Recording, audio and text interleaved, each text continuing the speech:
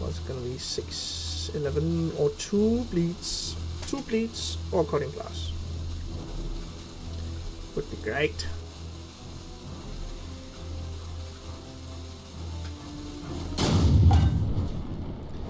Are you gonna fireball me? 1 bleed? 2 bleeds? Don't scream! Hi guys, Yacca here. So it's actually been a few days since my last video, and that has been because that I've been preparing and participating in a tournament which I've qualified for over the course of the past year, and had a monthly tournament where I gathered up points and then got a top cut and then participated. And in this tournament I actually brought a few decks then, and I want to showcase one of them for you guys, and that is the Poison Rogue. The tournament was a last hero standing format, meaning that you queue a deck, you decide a deck that you want to queue, and then when that is beat, then you queue another deck. And the deck that I'm choosing to show to you guys here is one of the counter queue decks that really proved to be amazing. The deck is Poison Rogue, and honestly speaking, it's not that great for ladder. It's okay, it's in the middle of tier 3, you can climb with it, but it has really skewed matchups, meaning that there's somewhere you are heavily favored and somewhere you are heavily unfavored. So this is actually one of the few decks where you have like a big discrepancy on the matchup where you win and the matchups where you lose. Usually it's a little bit more 50-50 or around the middle, and then you have slightly skewed matchup, but this is really heavily skewed. But in a last hero standing format, it's a great counter queue deck because you have certain matchups that you're almost guaranteed to win. Poison Rogue is great against more or less all the quest decks that you see at the moment, which would be Quest Warlock, where you are heavily favored. Just having that game plan that the opponent, the Warlock, wants to damage his own face, and that's also what you want to do. That's really great. And you don't play any minions for your opponent to target and to heal from actually pushing spells into and all this kind of stuff. Quest Mage is also a great matchup for you. Quest Shaman is also great, and Quest what's the last one? Quest Rogue is also great, and I guess also against all the other rogue decks that is out there, you are also favored. So there's kind of these 5 matchups where you are quite favored winning, and if you're seeing a lot of this on ladder, of course you can take it to ladder and have some success with it, but I definitely deem this as more of a tournament deck, but that could be something for you guys. But let's have a look at the deck so you can see the mulligans and some of the strategies that you have available for you to beat your opponent.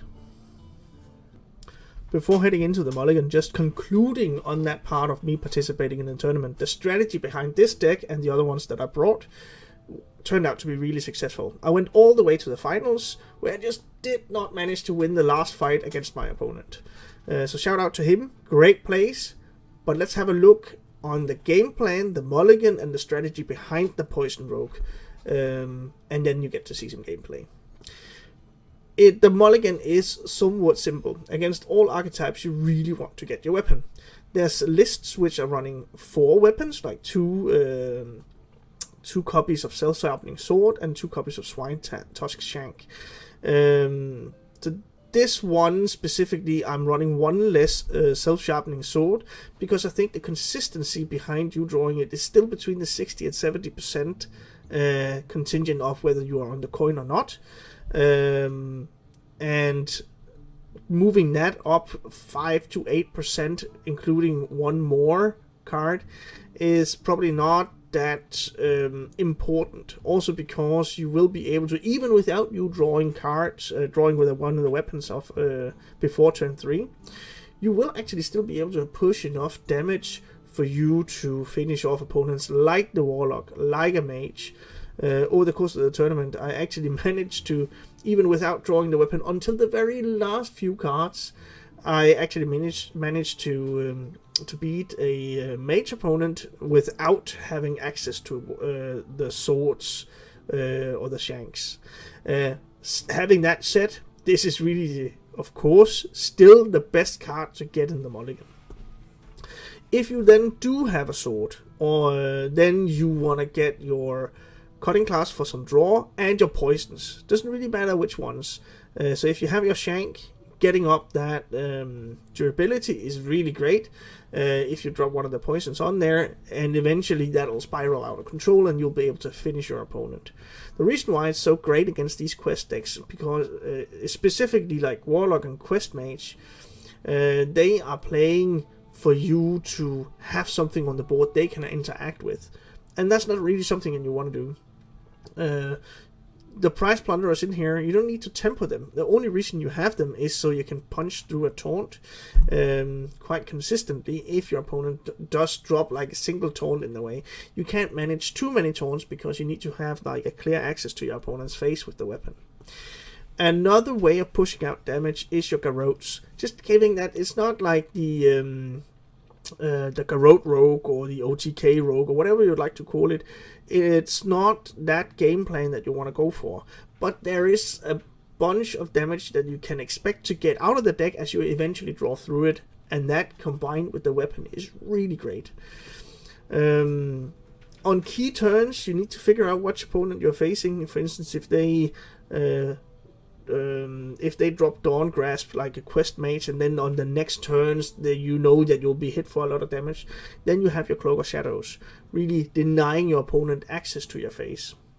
Which also means that it's not that against Face Hunter you also actually have a chance with this deck, because you can deny your opponent access to your face, while on the next turn you do a swing, you get out even more damage, or you drop another Cloak of Shadows, eventually giving you 2 turns of peace and quiet to finish off your opponent. Other than that, get the weapons, drop the poisons on the weapons, and then draw through the deck. You have a lot of drawing here. One other combo that I want to mention is that your Guild Trader, towards maybe the end of the game, you can drop your Guild Trader together, maybe with Garrotes or your Wicked Staffs. That's a lot of damage, and if you can eventually also get, like, if you have Silver Leaf on the weapon, shuffling in bleeds, and having Guild Trader on the board also buffs the bleeds damage once you draw them. So there's a potential really high burst towards the end of the game with Guild Trader. Over the course of the game, just getting that cycle going, you can just as well trade it and get some more stuff that you want to have instead of using this one. But this could be a finisher for the deck, and that's why it's this one and not like the Rust Viper. I think that is more or less it. If you are pressed for resources, you have your secret passage. It's still a very good card, and I think that is more or less it I want to say about this. Have a look at the games, and if you do like it, well, like the video, and if you do want to see more like stuff like this, then do give me a follow and subscribe to the channel. Versus Gul'dan. Oh, let it be Quest Warlock. I am massively favored there. But I still want the weapon. Again, because, well, it is Quest Warlock. Because each and every deck that is viable for Warlock is Quest. And the game plan, we both agree on. Let's hit the Warlock's face as much as we can. So when we're both in agreement here, then let's make it happen. He might just concede, actually, because he is massively unfavored. Okay, he doesn't know that he has like 10-20% chance and even get a weapon. Whee! He's gonna hit me for 1 this turn. Don't you worry. Then just tap. No worries. Just tap. I made it! Just tap. You know you want it.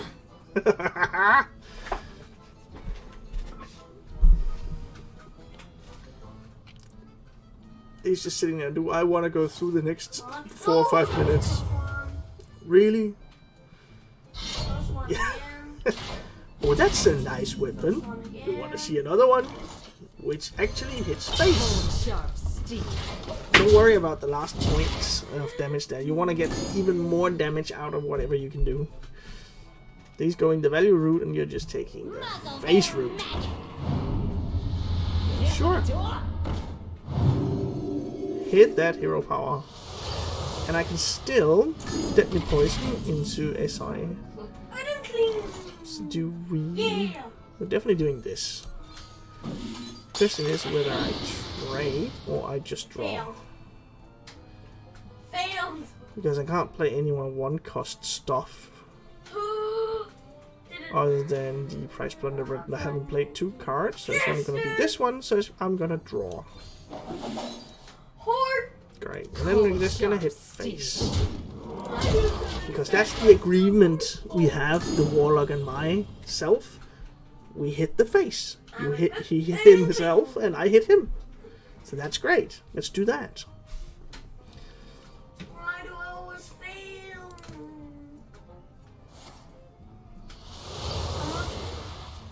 Alright. Discount. Haven't even finished this first part of the quest yet. Oh man. He's hurting himself, hurting his minions. He's a bad guy. Quite the villain.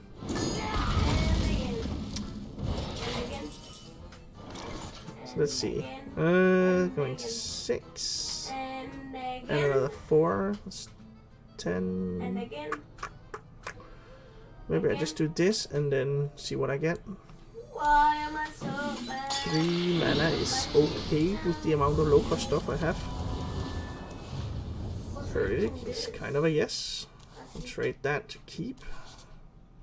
Sure, seems fine. I'll do this. Let's just do the draw first, of course. This is more damage.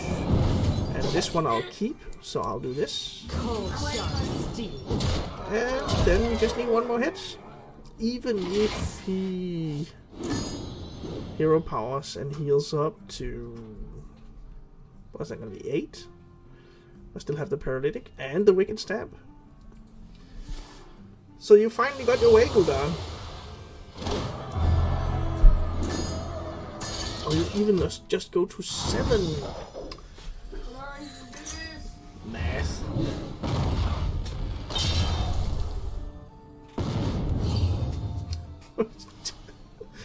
You're living quite precariously here. Fresh out of the oven. So, 12, so I need to find another 5. There we go. There they are. Oh, I need to find another 4. Go to 9. Okay. That's actually going to be a bit interesting if we are able to do that. This one looks hard. Guess we'll trade. Do we finish off that one? No, not really, right? Because then he'll be able to raise that. Secret passage. No, I'll just do this again. Price plunderer. Yeah, I don't really need to do too much here. That one. Cold I'm gonna hit. Do we cloak or wicked? Wicked could be even better with the guild trader, so we'll just do this. Didn't make it. Just as a way to maximize potential damage. I can't finish him on this turn, so I'll just as well save the damage, which can grow even more. Can he heal? He needs to take 4 more points of damage to heal 3. Fresh out of the oven. Okay. Another 8. Need to find 6.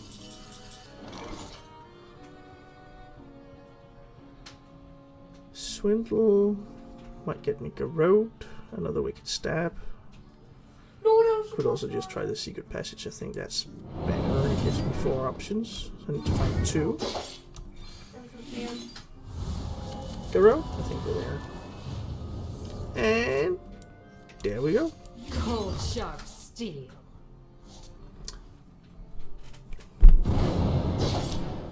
And you got your Waggle down.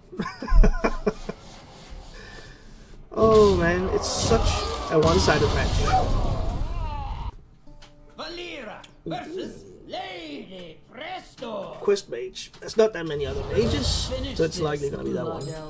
Remember my blades. But I still want the weapon. So let's drop all of this. We get a self-sharpening sword.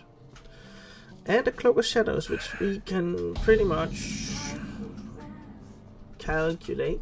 Job done. So on the next turn, it's probably just gonna be dagger. I'm not gonna play any minions here. But the garrote. Well, it's not gonna be dagger then. The next turn is just gonna be self-sharpening sword. And I'll start growing it. Hopefully I'll draw into some poisons.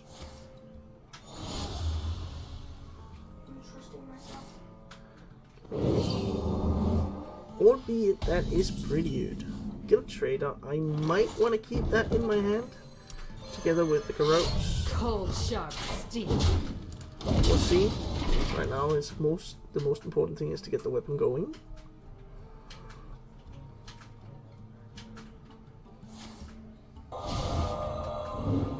We already did an arcane spell. Why are you whispering? One of the really great things about this game plan is he needs to be the one. He's played 3 arcane spells instead of just one. And anything that he might have, like off freezing and stuff like that, he needs to hit his own minions. That's pretty good. Together with the road, I guess. And then on turn 6 I can do this. Okay, yes. Cold sharp steel. Quest completion. And I'm not going to use that one just yet. I think the damage output of that one is so good. Even though I also want to draw cards, still. And that one. And I could just drop the Cloak of Shadows. Now I need to punch through. Well, it's a rune door. That guarantee that he's not progressing the frost. What do I value more? I think the damage, right? So I'm gonna actually do this. If it is a counter spell. And then I can do the Sinister Strike. I would value the damage. Way more. So I'm gonna do this. And that. I'm not really getting a lot of card draw here.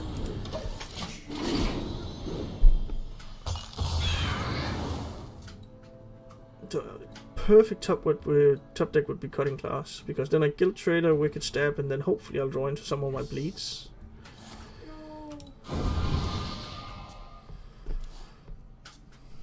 still have a few turns to get stuff going. Even if I draw Silver Leaf, might be the way to go. There's no healing in his deck other than the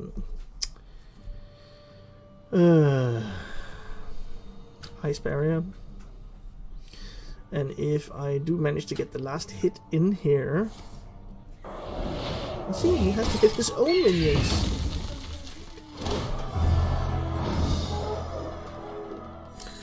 Then maybe I could finish off the game with this note here. Only so much time. And then Cutting Class. Cutting Class. What's gonna be 6, 11, or 2 bleeds? 2 bleeds or Cutting Class.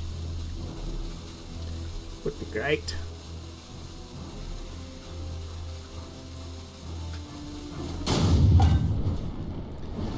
Are you gonna fireball me? 1 bleed? 2 bleeds? Don't scream! Why, thank you! Potions, flasks, POE, I got it all. I got it all.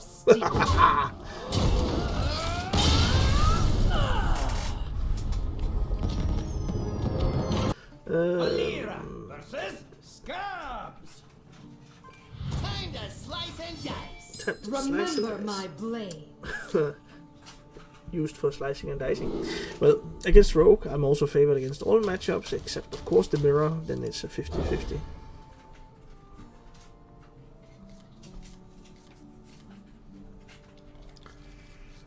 And I kinda need to draw into one of my weapons. But the probability is higher for that. Is he Quest? He kept the first card. He is Quest. I am quite favored in that one. And we do get the self-sharpening sword, which I can coin out on the next turn.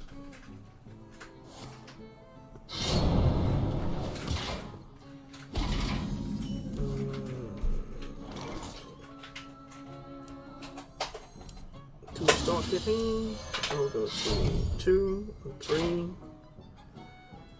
2 and 3, it'll be 2. Yeah. Cold Then I'll be able sharp to steel. use the cutting glass.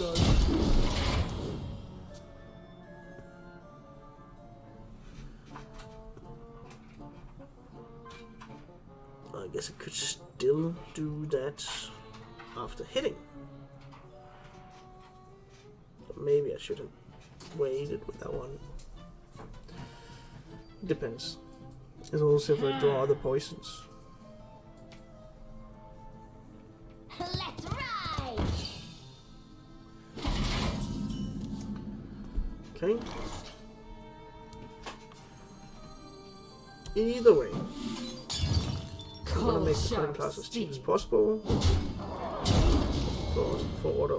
In order for us to maybe develop something. Or do I just... No.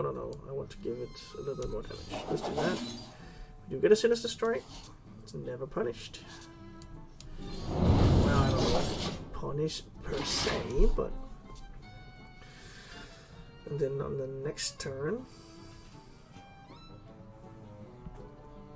Maybe I'll Secret Passage because...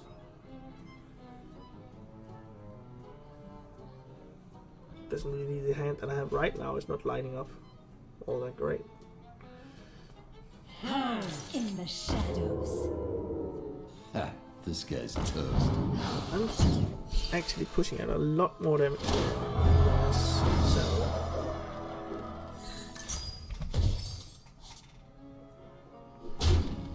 Okay.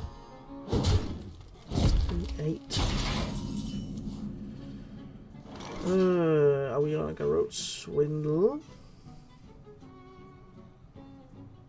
I think yes, right? Then I'll thin out the deck and then do a Secret Passage. I think that's fine. Maybe even get a few of the bleeds, even though Secret Passage is worse after putting bleeds in there.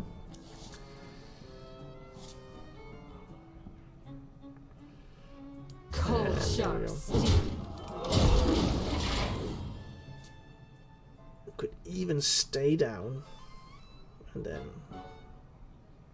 Cares to make a that wager, trap. friend. Close A shadows, cruel that's 3, fate 4. awaits you in the ashes. And get rid of one of his minions.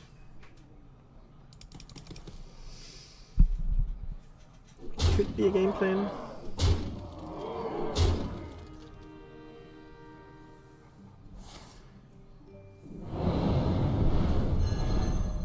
Alright. Ha, this guy's toast. Okay. Alright. Scabs on the next turn.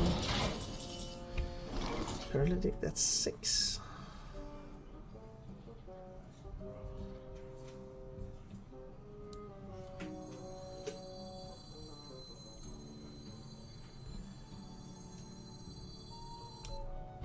One, 2.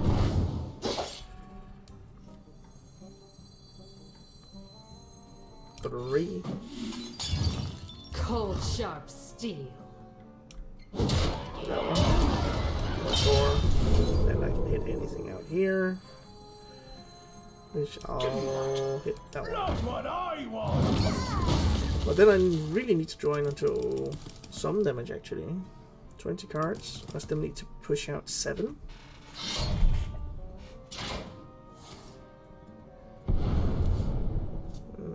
It's hitting that one first. Shadow still not. Really? Ha, this guy's Too much toast. better. Okay. So he wants to define the top deck instead of... Oh, now he gets... Yeah, he gets it. Okay. I think that's the worst one for me. But he's not playing anything. Swindle? I don't think that gets me there. So I'm gonna Secret Passage.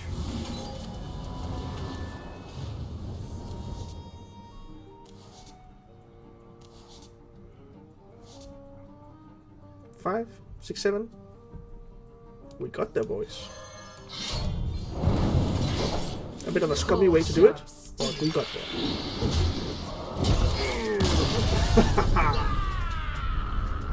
Delicious. Delicious.